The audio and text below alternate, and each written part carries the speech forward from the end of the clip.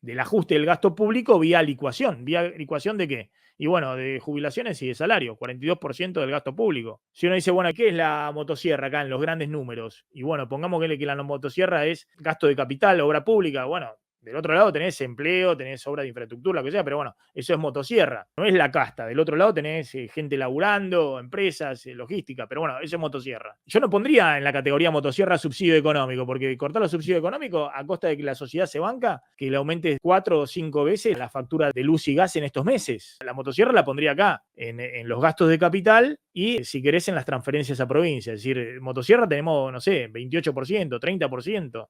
Ahora, el grueso es esto, la licuación de jubilaciones, la licuación de salarios,